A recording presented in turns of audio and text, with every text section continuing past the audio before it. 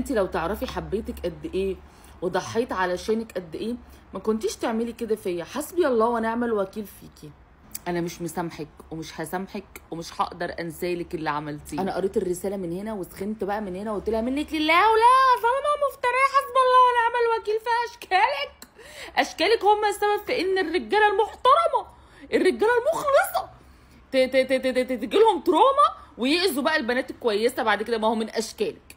وقمت مطخنه صوتي عليها ومزعقه بعلو وقلت لها انطقي، عملتي في الراجل ايه؟ خليتيه يدعي عليكي يا وليه يا ظلمه مفتريه يلي منك لله. البنت فضلت بقى تحكي لي من اول القصه لحد اخرها، اتعرفوا على بعض ازاي، سنه كام، عملوا ايه من يوم ما عرفوا بعض، والتفاصيل.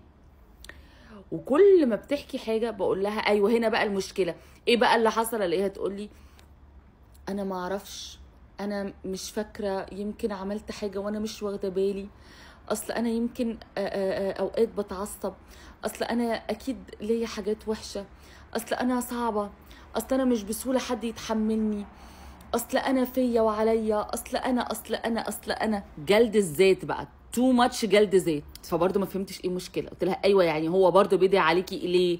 لو عملتي حاجه قولي لي اساعدك، بصي هستر عليكي، انطقي بعبعي، انطري اللي في عبك. ها انهارت وفضلت تعيط وتقول لي اقسم بالله انا بس سبته لما هو اتجوز صاحبتي، لكن قبل كده انا كنت مستعده اعمل علشانه، وانا كنت هعمل وهخلي وهسوي، انا عايزاه مبسوط، عايزاه سعيد، مش مهم نعلن علاقتنا، مش مهم يجيب لي، انا اصلا مش بدور على الجواز، انا عايزه بس ابقى في حياته حتى من غير جواز، انا بس زعلت ومشيت لما اتجوز صاحبتي. فالوهله هنا كده حسيت بصرصار الحقل في نافوخي. فقلت لها يعني ايه اتجوز صاحبتك؟ مش فاهمه. يعني هو يعرفك عن طريق صاحبتك وخان صاحبتك معاكي؟ قالت لي لا يا شاهي، انا عرفته على صاحبتي وبعد فتره الناس بداوا يقولوا لي ان هما بيتكلموا مع بعض، فانا لما رحت قلت له حلف لي بحياتي انه ده ما حصلش وان الناس دي كلها بتكذب، فانا صدقته وكملت حياتي معاه. وبعدين شفتهم بعيني مع بعض وقاعدين وماسكين ايد بعض، جرى ورايا وقال لي انه هو بس كان عندها مشكله وهو بيحلها لها وبيهديها، وانا سامحته والله وعمري ما افتكرت الموضوع وعديت الموقف عادي جدا، وكنت مع صاحبتي كويسه وحتى ما زعلتش منها. لا انت كده مش طيبه اوفر، انت ما عندكيش دم. وبعدين بعد ما ادى ميعاد لاهلي علشان يجي يخطبني، وبعد ما امه كلمت امي، فوجئت ان اخباره كلها بدات بتتقطع عني بالتدريج، وفجاه مره واحده لقيت صور الخطوبه في كل حته على النت. بنت انت كدابه، انت ظالمه، اكيد لا، اكيد مفيش انسان طبيعي في العالم هيعمل كده، انت ايه اللي بتقوليه ده؟ قعدت تحلف لي ان ده اللي حصل، وممكن هي تديني رقمه واكلمه واساله وافهم منه هو اللي بيدعي عليها. فقلت لها انت بجد كل مشكلتك او كل اللي بتمر بيه في حياتك انه اتجوز صاحبتك، فانت من ساعتها مش عارفه تفوتيها له، مش عارفه تعديها له، رغم انك عديتي له خيانات وعديتي له حركات وحشه في الفلوس، وعديتي له ان هو عمل معاكي مواقف كتير قوي وحشه، دي الاخيره ما عرفتيش تسامحيه عليها عشان كده هو بيدعي عليكي. قالت لي يا شاهي انا كان لازم اخد موقف، حقيقي اتصدمت فيكي، انا ما اعرفش ان انت تعرفي حاجه اسمها موقف اصلا، والبجح بعد ده كله هو اللي ليه عين يدعي عليكي. سؤال مراته اللي هي صاحبتك اللي كانت صاحبتك عارفه انه بيكلمك؟ لا هو بيكلمني من وراها علشان هما بينهم مشكله واحتمال يتطلقوا. يعني انت استبن، اوكي I have two eyes and I can see. وبعد ده كله هو اللي داخل يحسسك ان انت اللي ظلماه وان انت اللي جايه عليه. عارفه ليه؟ عشان انت من الاول مستقليه بنفسك قوي، من الاول بتبلعي له الزلط ومفهماه ان ده حقه يعمل اي حاجه وانك تغفري وتسامحي ويرجع يلاقيكي.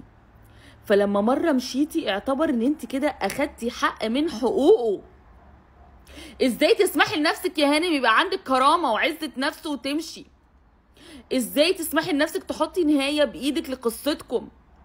ازاي تزعلي وتدي نفسك الحق ان انت تغضبي لما اتجوز صاحبتك عليكي بعد ما كلم امك وامه كلمت امك عشان يجوا يخطبوكي رسمي؟ ايه يا ظلمه؟ ايه اوفر؟ في مالك؟ المشكله بجد ان كلامها معايا هي بجد حاسه بالذنب، هي بجد حاسه انه في حاجه غلط حصلت منها وعشان كده هو عمل فيها كده، مش عشان هو اصلا يعني انسان مش كويس، لا لا لا، هي لسه بتدور له على اعذار مبررات، وعايزاه كمان يسامحها لانه داخل يدعي عليها. هو عارف نقطه ضعفك، عارف ان انت شخص بيجلد نفسه، عارف ان انت مش عارفه قيمه نفسك، وعارف كويس انك مستقليه بنفسك، فبيضغط عليكي من الحته دي. عايز يرجع بشروطه، عايز يرجع في الوقت اللي هو عايز يرجع فيه. يعمل ايه؟ يخش يحسسك بالذنب عشان انت تقولي له انا هعوضك يا حبيبي، خش في حضني، انا هقدر امحي لك كل اللي فات من حياتنا، انا هبدا معاك حياه جديده. وانتوا بتعملوا فيا كده ليه؟ يعني انا ذنبي ايه لما اتجلط في سني الصغير ده؟ ليه؟ وتعملي ايه علشان يسامحك، عشان يغفر لك؟ عارفه تعملي ايه يا بنت؟